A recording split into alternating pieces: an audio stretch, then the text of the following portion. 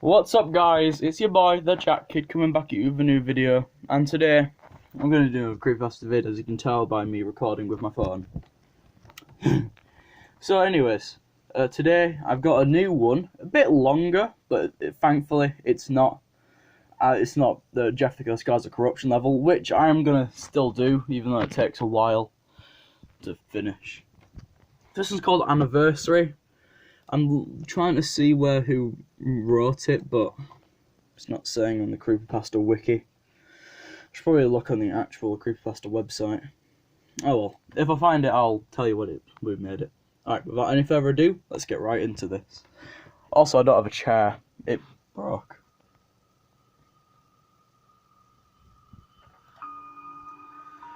I exhale, trying to open my eyelids. They flicker violently, unable to stay in one place. I pry them open with my shaky fingers. Everywhere hurts. My nose runs with blood and snot and the air is strangely warm, the heat sticking to my body like glue. I roll over and push my chin down into my chest, trying to pull myself up. I can't feel my legs. I thump and hit them mercilessly, but it feels like they're not even there. I'm on a road somewhere. I don't know where, and I don't know why or how. I can sense danger. The road is narrow, covered in little pieces of gravel that press into the bloodied skin on my arms. The ground beneath me all feels like it's living. It has an unnatural warmth to it that makes me squirm. There's no wind or breeze to soothe my slowly roasting body. The air oven-like in its temperature. I'm already caked in sweat. If I squint, I can make out steep, rounded hills lurking miles away, blanketed by fog. Other than that, the landscape is flat and grassy, stretching on for as far as I can see. No animals, no people. Just silence and the taste of copper. My lips are dry and swollen, and my tongue feels like a slug in my mouth. I try screaming for help, but all that comes out is a quiet, garbled whisper.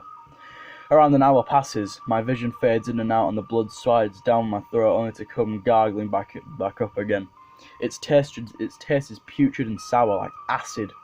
One singular memory suddenly clears in my mind. It is my 65th anniversary today. I have no idea what the occasion may be. My hope surges as I hear the wheeze of a car engine coming down the road.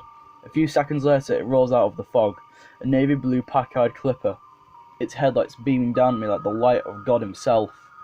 It comes to an abrupt stop a few feet away, and I can see the driver, a middle-aged man, peering down at me, checking if he's hallucinating. I beg for help with my eyes, and he steps out of the car, rushing over to my broken body. The man kneels at my shattered hip. Panic flashes before my eyes, and his face is red and conflicted. His clothes are like mine, albeit a lot less bloody. Suspenders and a buttoned shirt, like an LA detective. He pauses and glances around at nothing in particular, then back at the driver's seat, and even in my condition I can tell what he's thinking. The man mumbles something unintelligible, places his hands out under my armpits and hoists me upwards, dragging me to the car door. I push out a garbled thank you. The car is full of boxes, piling up to the ceiling in some places, with only the middle seat unoccupied and no legroom to speak of. The man crams me into the empty space and jumps into the driver's seat, almost slamming the car door down on his foot in haste. The car's engine coughs itself back into life, and the tyres scrape down against the gravel as we set off. I shrink down in my seat, trying to hide from the blinding pain. The man darts his eyes at me as he U-turns back down the road, fishing out a map and a bottle of alcohol from the glove box. He rapidly unfolds the map and begins to trace a pathway with his finger. The bottle of alcohol is placed in my lap, and although I imagine the man wants me to pour out my wounds, I crack the open top and take a powerful swig, struggling to stay conscious. It tastes warm and bitter. I reach over to a box and pull out a handful of dirty tissues, now bloody dirty tissues. They sank a little into my wounds, quickly becoming moist.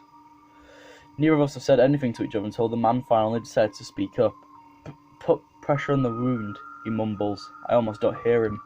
He speaks with a heavy accent, though I can't place where it's from. Germany, or Russia perhaps. More minutes pass. I keep a hand planted firmly on my left hip, fingers pushing deep into the opening of my wound. The window roller handle jiggles gently in my grasp. I'm unable to find the strength to pull it around. I see the symbol of a hospital at the end of his finger. The road stretches on perfectly straight for what seems like miles. It doesn't feel like we're getting anywhere at all. Fog is still smeared along the hills far away, in thick clumps. Half-dried blood is stained on my teeth. My head bobs back and forth. I try to spit into my tissues but miss and dribble the saliva down my chin. Trying to stay awake, I periodically pinch my side, making my eyes twitch and flutter once more. "What were you doing out here?" I groggily asked the man. You seem lost, but this road is just one straight line. Where did you come from? How did you even get here in the first place?" The man pauses, an anxious stare caught in his eyes. I begin to wish I'd never asked, as his face fills with worry. He checks off my question and turns back to the map. Even more time passes and something undeniably feels very wrong. I catch occasional glimpses of movements in the fog. At first, just small glimmers of light that fade within an instant, but the further we travel, the worse they get. I can tell the man sees them too, he's just pretending he doesn't. His face is still bright red and his bloodshot eyes stay bolted to the windshield. The map slips from the man's lap, even. I glance upon it and confirms my suspicions. It makes no geological sense. There are no roads that straight, that long, where we are supposed to be. "Have you tried the radio?" I blurt out. "No," the man replies. "No, I have not." With a shaky hand he presses a large button on the dashboard. There's a small crackle and for a moment it seems to flick into life. The spark of joy in our hearts is crushed, however, as a blanketing buzz of static drowns out anything that could possibly be heard. Frowning, the man turns the radio off, replacing the buzz with depressing silence. My body feels warm and heavy, yet I cannot sleep. It feels like we should have bled out by now, but still, blood trickles from my wounds like a steady river. The pain is just as strong as when I woke up, maybe worse. My hair droops to my shoulders, dusting my arms with dandruff. The fog's movements are increasing in frequency. They're impossible to ignore now. Worse, the fog seems to be closing in on us. It's approaching from all angles, little by little, making the car feel even more claustrophobic. The man utters a continuous string of profanities in his native language, getting more and more intense as the minutes pass by. And when the fog gets closer, just a few more feet from where it was minutes ago, within the hour, it is mere inches away from the road. Breathing heavily, the man eases slowly off the accelerator, letting the car roll to a stop. He gently moves his hands away from the wheel. I raise an eyebrow while the man's face freezes in sheer terror. "Why are we—" "Shh!" He interrupts, placing a finger on my lips. "Why have we stopped?" I continue, in a much quieter tone. "You don't see it?" he whispers. "Right in that fucking fog over there." The man jabs a stiff finger at a spot of fog just ahead of the car on our left. I lean in for a closer look, still not being able to make anything out. I just saw it. Some sort of massive fucking thing. 3 times the height of the car, easily. For what feels like days, we stare at the fog, anticipating for anything to show up. Neither of us dare to even blink. "We're going to die out here," he speaks, his hand rolling down the side of his face. "I won't get into heaven, believe me. I'm not a good person. I did some bad things back in the war. Things that would make you sick at the sight of me. Things that make me sick at the sight of me.